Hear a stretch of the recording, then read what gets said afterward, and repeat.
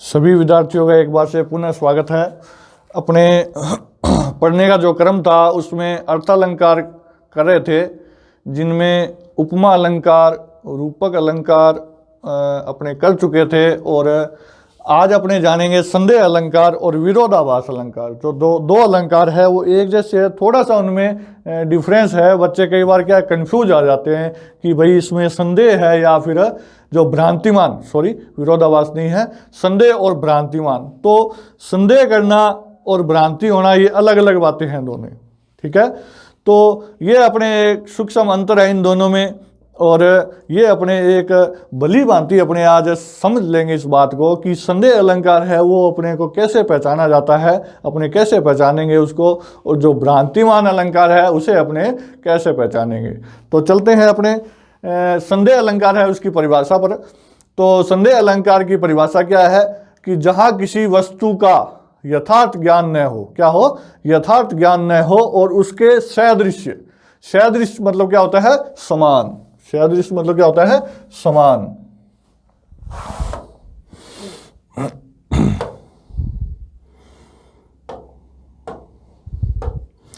सदृश्य मतलब क्या होता है, समान।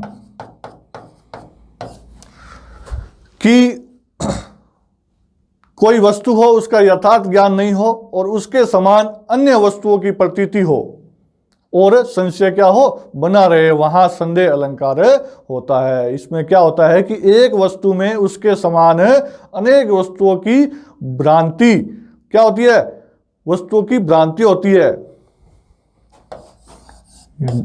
भ्रांति है, ये क्या है, भ्रांति है, या फिर वस्तुओं का संदेह होता है। भ्रांतिमान और संदेह में सूक्ष्म अंतर है, ये अपने आज जान लेंगे कि क्या अंतर है। अब यहाँ क्या होता है कि एक वस्तु में दूसरी वस्तु का क्या होता है, संदेह होता है, और संदेह आखिर तक क्या होता है, बना रहता है। ये अंतर है। ये अंतर क्या है कि जैसे कोई भी हो, जैसे मुझे मेरी क्या दिखी, छाया दिखी। अब मैं क्या है कि संदेह अलंकार में मनुष्य को क्या दिखी, छाया दिखी, मुझे मेरी क्या दिखी, छाया दिखी। तो अब छाया से आगे कभी तो मुझे लगता है कि ये इसकी छाया है, कभी मुझे लगता है कि ये उसका क्या है, भूत है कोई, और कभी मुझे लगता है कि नहीं ये तो कोई पक्षी की छाया है। तो उसमें क्या है, आगे से आगे संदेह बना रहता है। यानी कि सिंपल सा अगर उदाहरण दे तो अपने जैसे कहीं रात को जा रहे हो और दूर सुनसान सड़क हो और आधी रात को अपने को अंधेरा हो चारों तरफ, और एक कोई आगे नीम का पेड़ है वो दिख रहा है, और उसके ऊपर क्या है, कोई अपने को सफ़ेद सी वस्तु दिख रही है। क्या दिख रही है, सफ़ेद सी वस्तु दिख रही है। तो 3-4 लोग होंगे, तो अब 3-4 लोग क्या करेंगे, संदेह करेंगे उस वस्तु के ऊपर, क्या करेंगे, संदेह करेंगे। कोई एक तो कहेगा कि ये कोई कपड़ा लटक रहा है, और दूसरा कहेगा नहीं ये तो कोई सफ़ेद रंग की साड़ी पहने कोई महिला खड़ी है, और तीसरा कहेगा नहीं ये तो सफ़ेद रंग का कोई जो कबूतर है वो बैठा है। इस प्रकार एक वस्तु में अनेक वस्तुओं का क्या होता है, संदेह होता है, और संदेह है आखिर तक बना रहता है। बात है वो कंफ्यूज है, जो वो बना रहता है आखिर तक कि भाई ये चीज़ है क्या। तो भ्रांति में ऐसा नहीं होता है। भ्रांति में जो वस्तु की भ्रांति होती है वो वस्तु वो मान ली जाती है। संदेह है, जो डाउट है वो क्लियर हो जाता है, चाहे वो गलत ही माने, लेकिन जो संदेह है वो, जो भ्रांति है वो मान ली जाती है। और संदेह में ऐसा नहीं होता। संदेह में जो डाउट होता है वो आखिर तक बना रहता है। भ्रांति में ये जो डाउट है ये बना नहीं रहता है। जैसे कि जो मैंने बताया था कि सफ़ेद वस्तु दिखी, तो सफ़ेद वस्तु को भ्रांति में क्या मान लिया जाता है कि भाई ये तो भूत ही है, चाहे वो भूत हो या नहीं हो, लेकिन वो मान लेते हैं कि हाँ भाई ये जो सफ़ेद दिख रहा है ये तो क्या है, भूत ही है कोई। तो अब संदेह में और भ्रांति में यही अंतर है दोनों में। इनके उदाहरण अपने करेंगे तो आपके पूरी बातें समझ में आ जाएगी कि एक वस्तु में उसके सदृश्य अनेक वस्तुओं की भ्रांति या संदेह होता है। और ये इंपॉर्टेंट लाइन है कि काल में संदेह अंत तक बना रहता है, भ्रांतिमान में अंत तक बना नहीं रहता, संदेह में संदेह बना रहता है आखिर तक। और संदेहवाची शब्द है, ये आपको नोट करने हैं कि, केंदो, क्या, के, या, अथवा, अंत तक संदेह बना रहता है। ये ऊपर वाली लाइन वापस आ गई, ये अपने को नोट करने हैं। ये संदेहवाची शब्द है, ये काव्य में आएंगे भाई, ये आपको काव्य में मिलेंगे। की भी मिलता है, देखो नी की। उदाहरण करते हैं इसके, देखो, नारी विच सारी है, कि सारी विच नारी है, कि नारी ही की सारी है, कि सारी ही की नारी है। कि जैसे सारी के बीच में नारी है, सारी के बीच में क्या है, नारी है। ये कब लिखा गया, जब महाभारत में जो द्रौपदी का चीर हरण हो रहा था, तो जब जो द्रौपदी की साड़ी खींची जा रही थी, तो कृष्ण ने क्या किया, उस साड़ी को बढ़ाते चले गए, बढ़ा दिया उस साड़ी को, आखिर में वो साड़ी खत्म हुई नहीं। तो तब कवि ने ऐसा लिखा, उस घटना को सोच करके क्या लिखा, कि भाई मुझे ऐसा समझ नहीं आ रहा है कि स्त्री के बीच, स्त्री नारी के सारी नारी विच सारी है, कि नारी है उसके अंदर साड़ी है, या साड़ी के अंदर नारी है, कि नारी ही की, या फिर नारी है वो स्त्री है, वो साड़ी की बनी हुई है, या जो साड़ी है वो स्त्री की बनी हुई है। ये समझ में नहीं आ रहा है। तो ना कवि है वो यही बात लिखता है कि मुझे समझ में नहीं आ रहा कि ये जो साड़ी है, इस ये स्त्री साड़ी के बीच में है, या फिर साड़ी स्त्री के बीच में है, या फिर ये जो नारी है ये साड़ी की बनी हुई है, या फिर साड़ी नारी की बनी हुई है। ये बात समझ में नहीं आ रही। यानी कि जो संदेह है, इस काव्य में संदेह है। संदेह हुआ किसके किसके बीच में, साड़ी और नारी के बीच में संदेह है। दोनों में, एक वस्तु में दूसरी वस्तु का संदेह है, और संदेह है वो आखिर में बना हुआ है। ये डाउट क्लियर नहीं हुआ है। तो फिर देखिए आगे कौन सा उदाहरण है, केंदो रुद्र रस, रुद्र के केंदो ओज अवतार, सह सुवन शिवराज ने केंदो प्रलय साकार। केंदो का मतलब क्या है, क्या पता। केंदो का मतलब क्या होता है, क्या पता। कि शिवराज, साहू के जो पुत्र है, सुवन मतलब पुत्र, साहू के जो पुत्र है शिवराज, उनका जो रुद्र अवतार है, जो क्रोधित अवतार है, वो देख करके कवि लिखता है कि क्या पता रुद्र रस स्वयं आ गया है। उनका रुद्र अवतार देख करके, जो गुस्से वाला चेहरा देख करके क्या लिखते हैं कि क्या पता रुद्र रस स्वयं आ गया है, और क्या पता रुद्र ने, शिव ने ओज अवतार ले लिया है।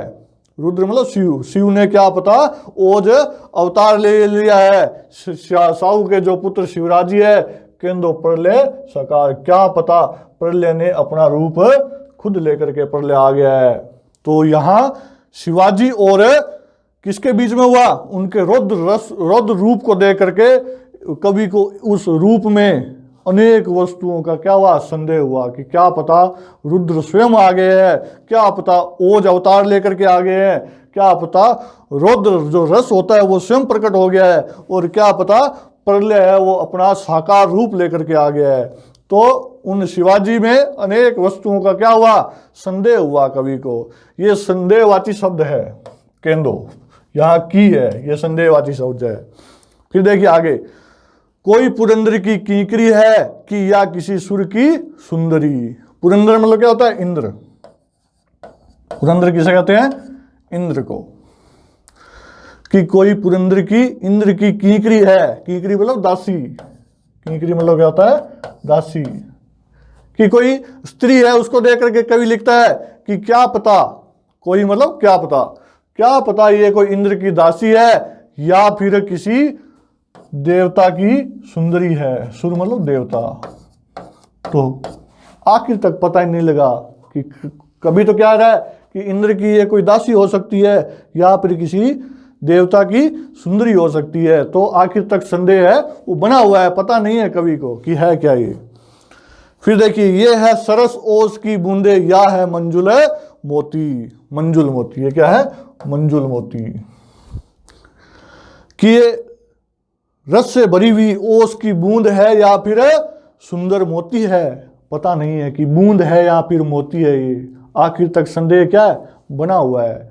यही अंतर है संदेह और भ्रांति में। संदेह में आखिर तक संदेह बना रहता है और भ्रांति मान में संदेह आखिर तक बना नहीं होता। उसमें क्या होता है, एक वस्तु में दूसरी वस्तु की भ्रांति होती है और जो भ्रांति होती है जिस वस्तु की, वो वस्तु मान ली जाती है कि भाई ये यही है। इसी का देखो भ्रांतिवान में अगर चेंज करें तो ऐसे हो जाएगा, ये है सरस ओस की बूंदे या है मंजुल मोती, ये तो संदेह है।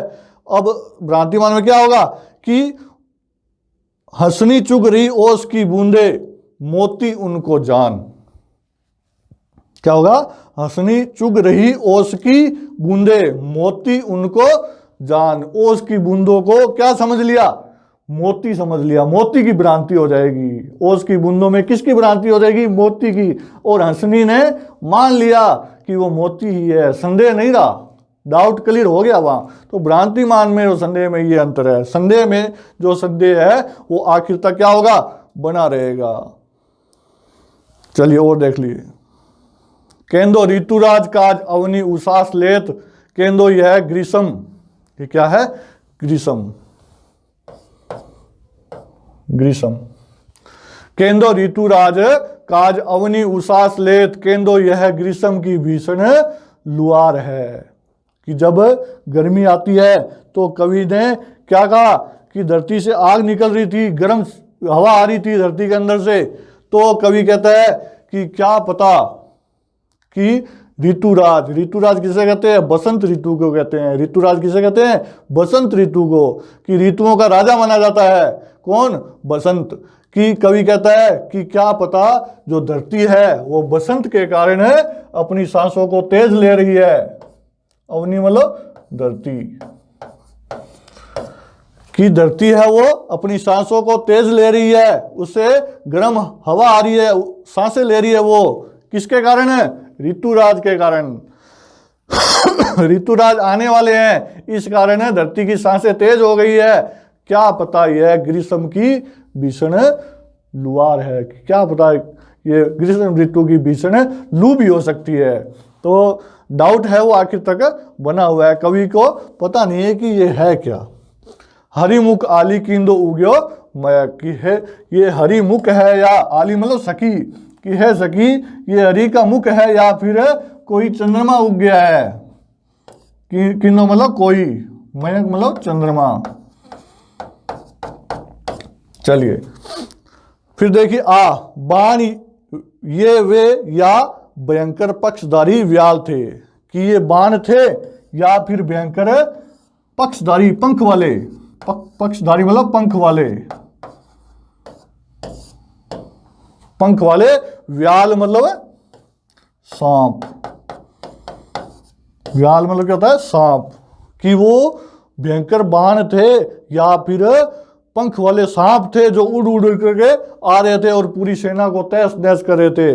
तो फिर कवि का संदेह है वो आखिर तक बना हुआ है, एक वस्तु में दूसरी वस्तु का संदेह बना हुआ है कि वो बाण थे या फिर कोई पंख वाले सांप थे। पता नहीं है कवि को, आखिर तक पता ही नहीं रहता कि थे क्या। चलिए ये देखिए, हाँ ये तुलसीदास की लिखी हुई है। जब हनुमान जी ने लंका जला दी थी, हनुमान जी ने लंका जला दी थी, तब कवि ने जो लंका जलने के बाद समुद्र से क्या उठा, धुआं उठा, आग उठी समुद्र में, अपनी जो पूंछ में आग लगी थी वो बुझाने के लिए गए थे हनुमान जी। तो फिर समुद्र से भयंकर आग निकल रही थी, लंका समुद्र में ही थी, समुद्र के बीचों बीच थी। तो फिर दूर से देखा तो कवि को क्या महसूस हुआ, बालधी विशाल विकराल ज्वाल जाल मनो। बालधी मतलब समुद्र, बालधी मतलब समुद्र, की समुद्र के अंदर विशाल विकराल जाल का आग का कोई जाल बना हुआ था, मानो लंका ललीबे को काल रसना पसारी है। कि मानो लंका को लीलने के लिए, लंका को डसने के लिए स्वयं काल ने अपनी जीभ फैलाई है। रसना मतलब जीभ। देखो यह मनो आ गया, तो यहां दो लाइनों में उत्प्रेक्ष अलंकार भी माना जाता है, ठीक है, उत्प्रेक्ष अलंकार भी माना जाता है। अब देखिए बालधी मतलब समुद्र, समुद्र में विशाल विकराल जाल मनो, लंका ललीबे को काल रसना पसारी है, तुलसी सुरेश चाप केंदो दामनी कलाप, केंदो चली मेरु ते कृषानुसरी बारी है। कि कवि कहता है कि समुद्र में विशाल विकराल कोई आग का जाल बन गया है, मानो लंका को लीलने के लिए काल ने अपनी जीभ फैला दी है। रसना मतलब जीभ। तुलसी सुरेश चाप केंदो दामनी कलाप, क्या पता, तुलसीदास जी कहते हैं कि क्या पता इंद्र ने, सुरेश मतलब इंद्र ने, चाप मतलब धनुष, इंद्र ने अपना धनुष निकाला है और बिजली चमकी है। दामनी मतलब बिजली। केंदो चली मेरु ते किसानुसरी बारी है, कि केंदो क्या पता मेरु पर्वत से कोई आग की नदी चल रही है। सरी मतलब नदी, कृषाणु मतलब आग, ये पर्यायवाची है भी आग के, कृषाणु। कि केंदो चली मेरु ते कृषानुसरी बारी है, कि क्या पता मेरु पर्वत से कोई आग की नदी बह रही है। केंदो व्योम विथिका, विथिका नहीं है ये विथिका, केंदो व्योम विथिका भरे है बुरी धूम केतु, कि क्या पता व्योम मतलब आकाश, आकाश में, आकाश की गलियों में, विथिका मतलब गली, कि आकाश की गलियों में कोई धूमकेतु घूम रहे हैं। धूमकेतु जो तारा होता है जो ज्यादा जलता है उसको कहते हैं। कि केंदो व्याम विथिका भरे है बुरी धूमकेतु, बुरी मतलब भरे हुए आग से धूमकेतु, वीर रस वीर तरवारी सी उगारी है। कि क्या पता कि कभी ऐसा लगता है कि वीर रस स्वयं आ गया है और उसने अपनी तलवार निकाल ली है। तो यहाँ केंदो ये संदेहवाची शब्द है सारे ही, ये सारे क्या है, संदेहवाची शब्द है। तो जो समुद्र में आग लगी उसका कवि क्या है, कभी तो कुछ संदेह हो रहा है कवि को कि कभी कुछ हो रहा है, कभी तो उसको लग रहा है कि जैसे कोई आग का कोई जाल हो, और कभी ऐसा लग रहा है कि काल ने अपनी जीभ फैला रखी है, कभी ऐसा लगता है इंद्र ने अपना धनुष छोड़ा है वहां, कभी लगता है आग की कोई नदी है। तो ऐसे कवि को एक वस्तु में दूसरी अनेक वस्तुओं का क्या होता है, संदेह होता है। तो संदेह आखिर तक क्या है, बना हुआ है। तो ये अपना क्या था, संदेह अलंकार था। फिर चलते हैं भ्रांतिमान की तरफ। भ्रांतिमान में क्या है भाई, जब काव्य में उपमेय को क्या हो, उपमेय को भ्रम से क्या समझ ले, उपमान समझ लिया जाता है।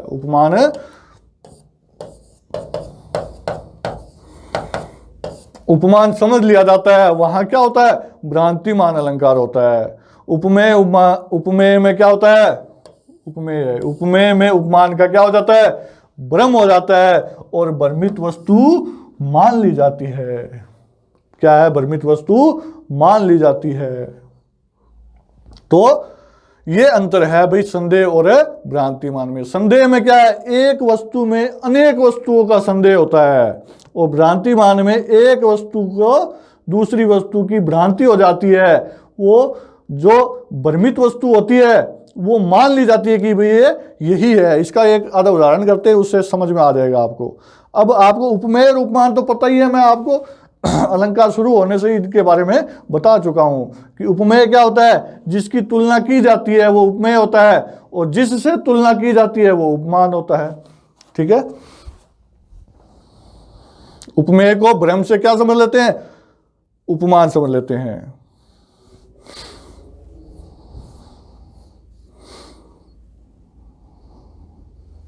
चलिए, भ्रांतिमान अलंकार है, इसके उदाहरण अपने करके अपने जो भ्रांतिमान अलंकार है उनके उदाहरणों की बात कर रहे थे। तो इसमें पहला जो उदाहरण है वो देखते हैं। पहला उदाहरण लिखा हुआ है, ओस बिंदु चुग रही हंसनी, मोती उसको जान। तो ओस बिंदु है, ये अपना क्या है, उपमेय है। ओस बिंदु क्या है, उपमेय है। जिस वस्तु की भ्रांति होगी वो हमेशा क्या होगा, उपमान होगा। तो ओस बिंदुओं में किसकी भ्रांति हो रही है, हंसनी को मोती की भ्रांति हो रही है, तो मोती क्या है अपना, उपमान होगा। तो एक वस्तु में दूसरी वस्तु की भ्रांति हो जाती है, जिस वस्तु की भ्रांति होती है वो हमेशा क्या होगा, उपमान होगा। यहाँ ओस बिंदुओं को क्या समझ लिया, हंसनी ने मोती समझ लिया। तो भ्रांतिमान में यही होता है कि भाई एक वस्तु में दूसरी वस्तु की भ्रांति होती है, और जिस वस्तु की भ्रांति होती है वह मान ली जाती है। यहाँ हंसनी ने मान लिया कि ये ओस बिंदु नहीं है, ये क्या है, मोती है, इसलिए तो वो चुभ रही है। और संदेह अलंकार में ऐसा नहीं होता है। संदेह में आखिर तक संदेह बना रहता है, और एक से ज्यादा संदेह होते हैं, कभी तो उसको कुछ लगता है, कभी कुछ लगता है, इस प्रकार से होता है संदेह अलंकार में। फिर देखिए 2 नंबर उदाहरण, नाक का मोती अधर की कांति से, बीज दारिम का समझकर भ्रांति से, देख उसको ही हुआ सुख मौन है, सोचता है अन्य सुख यह कौन है। तो नाक का मोती, नाक में, नायिका के नाक में क्या पहना है, मोती पहना है। अधर की कांति से, अधर मतलब होठ, अधर मतलब क्या है, होठ, कांति मतलब क्या है, चमक, कि नायिका के नाक में मोती पहना हुआ है और उसके होठों की चमक उस मोती के ऊपर गिर रही है। तो दारिम, दारिम किसे कहते हैं, अनार के बीज को कहते हैं, अनार को ही कहते हैं, सॉरी अनार को ही कहते हैं दारिम। तो अनार का बीज है, अनार का जो दाना है वो भी लाल रंग का होता है। तो यहाँ नायिका के होठ क्या है, लाल है, और वो लाल रंग की चमक है, वो मोती पे गिर रही है, नाक का जो मोती है उस पे। तो वो मोती भी लाल रंग का दिखता है, किसको, सुख को, सुख मतलब तोता। तो तोता है वो उसको क्या समझता है, ये दारिम, सॉरी बीज दारिम का समझता है, और ये देखते देखते वह सुख क्या है, ऐसा सोचता है कि ये भाई दूसरा तोता कौन आ गया यहाँ, क्योंकि तोते की जो चोंच होती है वो भी लाल रंग की होती है। तो यहाँ होठों में किसकी भ्रांति हुई, जो दारिम का जो बीज है उसकी भ्रांति हो जाती है, किसको, तोते को। फिर देखिए, बादल से काले काले केसों को निराले, नाचा करते हैं हरदम पालतू मोर मतवाले। अब काले काले केस, नायिका के क्या है, काले काले केस है, उन केसों को देख करके पालतू मोर नहीं नाचते हैं, बल्कि उन केसों को देखकर ऐसा लगता है कि ये क्या है, बादल है। तो भ्रांति किस में हुई, केसों को देख करके बादल की भ्रांति होगी, तो बादल उपमान होगा, बादल क्या होगा, उपमान होगा। तो काले काले केसों को देख करके मोर नाचते हैं, क्या समझ के, बादल समझ के। तो बादल उपमान है और ये काले काले केस है, ये उपमेय है। तो विधु बदन ही, विधु बदन ही, बदन मतलब शरीर, लखी बाग में, लखी मतलब देखना, चहकने लगे चकोर, बारिज बास बिलास लही, अली कुल विपुल विभोर, कि चंद्रमा जैसा शरीर देख करके, विधु मतलब चंद्रमा होता है, चंद्रमा जैसा शरीर देख करके, लखी मतलब देखना, कहाँ देख करके, बाग में, चहकने लगे चकोर, चकोर पक्षी है वो चंद्रमा जैसा शरीर, कोई नायिका है उसका शरीर है वो किसके जैसा है, चंद्रमा जैसा है, उसको देख करके, उसके शरीर को देख करके जो चकोर पक्षी है वो चहकने लग जाते हैं। तो किसमें किसकी भ्रांति हुई, ये जो बदन है, ये शरीर है, शरीर को देखा, और शरीर को देख करके क्या लगा उनको कि ये चंद्रमा है, तो चंद्रमा क्या होगा, यहाँ उपमान होगा, और ये शरीर है, उपमेय है। बारिज बास बिलास लही, अली कुल विपुल विभोर, अली कुल, अली मतलब भंवरा, कि भंवरों का पूरा वंश है जो, बारिश, बारिश मतलब कमल का फूल, बास मतलब उसकी महक, तो कमल के फूलों की जो महक है उसको देख करके जो भंवरे का कुल है वो विभोर हो गया, आनंदित हो गया। ठीक है, तो उस नायिका की सुंदरता के बारे में बताया गया है। तो यहां उपमान ये है विधु, और शरीर है वो क्या है, उपमेय है। चलिए, वृंदावन में विहरत फिरे राधा नंद किशोर, नीरद यामिनी जानी संग डोले बोले मोर, कि वृंदावन में कौन घूम रहे, राधा और नंद किशोर, यानी कि कृष्ण घूम रहे हैं, और मोरों ने क्या समझ लिया, नीरद समझ लिया, उसको क्या समझ लिया, बादल समझ लिया। तो यहां भी नंद किशोर है वो उपमेय है, और बादल क्या है, उपमान है। नीरद मतलब क्या होता है, बादल। जनी श्याम को श्याम घन, नाची उठे वन मोर। सेम है एक दूसरे के, कि वन मोर, वन के मोर नाच उठे, किसको देख करके? श्याम को। श्याम को देख करके क्या समझा? श्याम घन समझ लिया। घन मतलब बादल, श्याम मतलब काले, और इस श्याम का मतलब कृष्ण, कि कृष्ण को क्या समझ लिया? काले बादल समझ लिए। तो बादल उपमान है यहां। चलिए आगे वाला देखते हैं। बेसर मोती दूती झलक पड़ी अधर पर आनी, पट पहुंचती चूनो समझी नारी निपट श्यानी। कि बेसर मोती, वही बात, बेसर आभूषण है, वो नाक में पहना जाता है। नाक में आभूषण पहना गया है, तो नाक के आभूषण में जो मोती है बेसर का, बेसर आभूषण है, वो कहाँ पहनते हैं? नाक में पहनते हैं।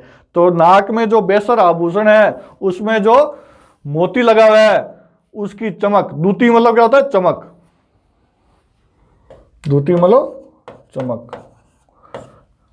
झलक पड़ी अधर पर आनी, अधर मतलब होठ। तो उस मोती की, जो नाक में मोती पहना हुआ है, बेसर में मोती लगा हुआ है, वो मोती की चमक है कहां पड़ती है? होठों पर पड़ती है। जब पट पहुंचती चूनो समझी, कि उस मोती की जो चमक है वो होठों पर जब गिरती है तो उसको क्या समझ लेती है? चूनो। चूनो मतलब क्या होता है? पसीना। तो पसीने की बूंद समझ लेती है वो। ये जो अधर पर, होठों पर, इस बेसर में जो मोती लगा हुआ है उसकी चमक जब होठों पे गिरती है तो वो उस चमक को क्या समझ लेती है? जो चमक है वो भी सफेद रंग की है, पसीना भी क्या है? सफेद रंग का है।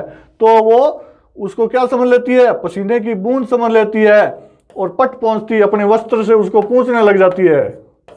किसको? पसीने की बूंद को, जो कि है नहीं, वो क्या है? इसकी चमक है, मोती की चमक है, वो होठों पे जो गिर रही है।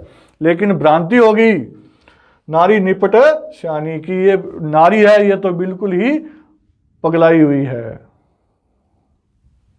तो क्या समझा उसने? पसीने की बूंद समझी। तो पसीने की बूंद है वो उपमान है।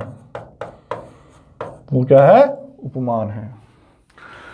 बिल विचार परवीशन लाग्यो, नाग सुन में व्याल। व्याल है ये, व्याल।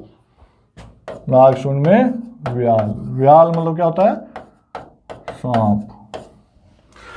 कि जब नाग, नाग मतलब हाथी को कहते हैं। क्या है? हाथी। कि हाथी की सूंड में जब सांप है वो घुसने लग गया, क्या समझ करके? बिल। बिल समझ के। तो एक तो उपमान ये है कि क्या समझा? बिल समझा। किसको? इस सूंड को। तो सूंड क्या है? उपमेय है। जिस वस्तु की भ्रांति होती है वह उपमान होता है। ठीक है। अब काली ईख समझकर हाथी ने अब क्या समझा? उस सांप को। सांप को क्या समझा? काली ईख समझ लिया। ईख कहते हैं गन्ने के डंडे को। तो काला गन्ने का डंडा समझ लिया, इसलिए उसने, हाथी ने उसको उठा लिया। तो अब ये काली ईख है, ये भी उपमान है। और किसे समझा? इस सांप को। तो सांप भी उपमेय है। तो दो उपमेय है और दो उपमान है। दो वस्तुओं की भ्रांति हो रही है, अलग अलग है। उपमेय उपमान दोनों अलग अलग है। तो दो उपमेय है और दो उपमान है। ठीक है। पहला तो उपमेय है सूंड। सूंड को क्या समझा? बिल समझ लिया। दूसरा उपमान क्या है? काली ईख। काली ईख किसे समझा? व्याल को। व्याल मतलब सांप। ठीक है। फिर देखिए आगे। भ्रमर परत सुख तुंड पर। भ्रमर परत सुख तुंड पर, जानत फूल पलास, सुख ताको पकड़न चहत, जम्बू फल की आस। सुख तुंड, सुख मतलब तोता, कि भंवरा है, वो तोते के चोंच के ऊपर जाता है, क्या समझ के? पलास का फूल समझ लेता है। तो पलास का फूल क्या होता है? लाल रंग का होता है। तो पलास का फूल है, समझ लेता है। ये तो उपमान हुआ। पलास का फूल है, क्या है? उपमान है। भ्रम इसी का तो हुआ, पलास का फूल समझा उसने। तो पलास उपमान है और सुख तुंड है, ये उपमेय हुआ। अब चलते हैं आगे। सुख तुंड सुख ताको पकड़न चाहत, कि तोता भी उसे पकड़ना चाहता है। किसको? भंवरे को। क्या समझ के? जम्बू फल किया, जामुन का फल। सब भंवरा भी काला होता है और जामुन का फल होता है वो भी काला होता है, तो जम्बू फल समझा। तो जम्बू फल भी यहाँ उपमान है, और भंवरा क्या हुआ? उपमेय हुआ। तो दो उपमेय है और दो उपमान है। कपि करी हृदय विचार, दीनी मुद्रिका डारी तब, जानी अशोक अंगार, सिय हर्षि उठी कर गेहू। कि ये उस समय की बात है जब राम का संदेश लेकर के हनुमान जी सीता के पास गए थे लंका में। तो जब अशोक वृक्ष के नीचे सीता बैठी हुई थी, तो हनुमान जी ने अशोक वृक्ष के ऊपर बैठे हुए थे हनुमान जी, वहाँ से जो मुद्रिका थी, जो अंगूठी थी राम की, तो अंगूठी धीरे से सीता की गोद में गिरा दी। और सीता ने क्या सोचा कि कपि करी हृदय विचार। कपि मतलब हनुमान जी ने हृदय में विचार करके मुद्रिका, मुद्रिका क्या क्या है? मुद्रिका की जो अंगूठी थी, दीनी मुद्रिका डारी तब, कि वो अंगूठी थी उसको डाल दिया सीता की गोद में। जानी अशोक अंगार, सीता ने क्या समझा कि अशोक का कोई फल गिरा है, अशोक वृक्ष का कोई फल गिरा है। हर्षी, सी हर्षी, सीता प्रसन्न होगी, उठी कर गए और उसे अपने हाथ में पकड़ लिया। कर मतलब हाथ। तो उस मुद्रिका को, इस मुद्रिका को क्या समझा? अशोक का फल समझा, अशोक के वृक्ष का कोई फल समझा। तो अशोक का वृक्ष है वो उपमान है। जो वस्तु ब्रह्म से समझी जाती है वो उपमान होता है हमेशा। ठीक है, तो मुद्रिका उपमेय होगा यहां। फिर देखिए, पाप नहीं है या पाए, क्या है? पाए। पाए महावर देन को, नाइन बैठी आई, पुनि पुनि जानत महावरी, एड़ी मींडत जाए। कि महावर देन को, महावर क्या कहते हैं? जो मेहंदी लगाते हैं उसको कहते हैं महावर। किसे कहते हैं? मेहंदी को। नाइन है वो नायिका के पैरों में मेहंदी लगाती है। पाए मतलब पांव, पांव में मेहंदी लगाने के लिए नाइन जब आकर के बैठी, पुनि पुनि जानत महावरी, एड़ी मीडत जाएगी। उसकी एड़ी में क्या लगाने आई? मेहंदी लगाने आई। नायिका के पैरों में कौन आई? नाइन। तो जो एड़ी थी नायिका की वो पहले से ही इतनी लाल थी, तो अतिशोक्ति भी है। तो जो नायिका है उसकी जो एड़ी है वो पहले से ही क्या है?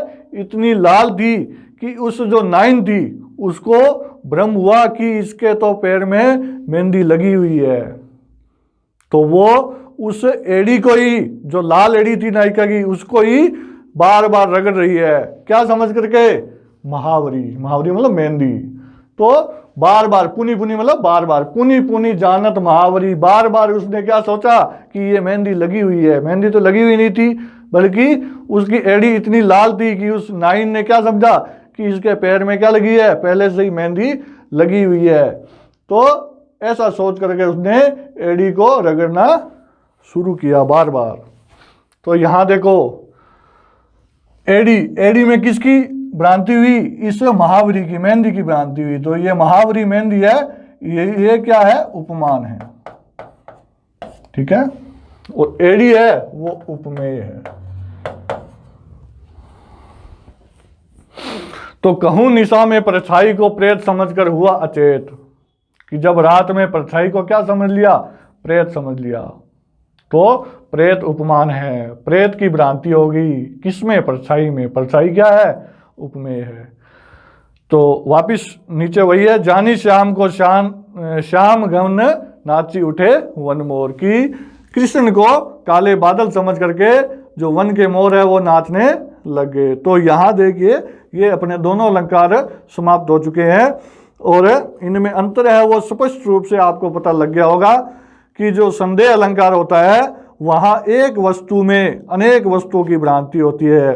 उस वस्तु में उपमेय उपमान की बात करें तो एक उपमेय में अनेक उपमानों का जब संदेह हो तो वहाँ संदेह अलंकार होता है, और जब एक उपमेय में दूसरे उपमान का भ्रांति हो तो वहां भ्रांति अलंकार होता है। संदेह में जिस वस्तु की भ्रांति या संदेह होता है वो आखिर तक संदेह बना रहता है, पता नहीं लगता कि क्या चीज है। और भ्रांति में जिस वस्तु की भ्रांति होती है वह निश्चित हो जाती है, वो मान ली जाती है। यहां देखो, मान ली बात कि ये जो एड़ी है, एड़ी में मान लिया उस नाइन ने कि पहले से ही मेहंदी लगी हुई है, तो अनेक वस्तुओं का संदेह नहीं हुआ और इस नाइन का संदेह दूर हो चुका है, संदेह बना हुआ नहीं है, क्योंकि उसने मेहंदी समझ लिया, इसलिए तो वो रगड़ रही है उसको बार बार।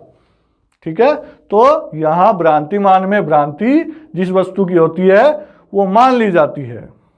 तो ये दो अलंकार है अपने, ये आपके हो सकता है, मुझे पूरी उम्मीद है कि आपको समझ में आ गए होंगे। तो अगले वीडियो में अपने अगले अलंकारों को जानेंगे। ठीक है।